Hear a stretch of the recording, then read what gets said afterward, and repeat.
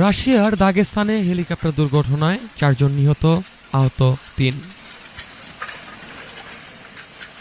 রাশিয়ার দাগেস্তান অঞ্চলে শুক্রবার একটি KA-226 হেলিকপ্টার বিধ্বস্ত হয়ে 4 জন নিহত ও 3 জন আহত হয়েছেন।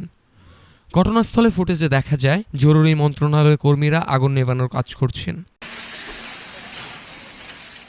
রাশিয়ার স্বাস্থ্য মন্ত্রণালয় জানিয়েছে ঘটনাস্থলেই 4 জন মারা গেছেন এবং 3 জনকে সিটি হাসপাতালে ভর্তি করা হয়েছে। আহতদের একজনের অবস্থা আশঙ্কাজনক, বাকি 2 জন চিকিৎসক দলের তত্ত্বাবধানে বার্নস সেন্টারে নেওয়া হচ্ছে। দাগেস্তানের জরুরি মন্ত্রণালয়ের তথ্য অনুযায়ী হেলিকপ্টারটি কিজলিয়া থেকে ইসবারবাসে যাচ্ছিল। আগুনের বিস্তার ছিল প্রায় 80 বর্গমিটার এলাকা জুড়ে। দুর্ঘটনার কারণ হিসাবে আকাশপথের নিয়ম লঙ্ঘন, নিরাপত্তা ত্রুটি ও অবহেলা এসব বিষয় তদন্তের আওতায় আনা হয়েছে। News desk, Dhaka today.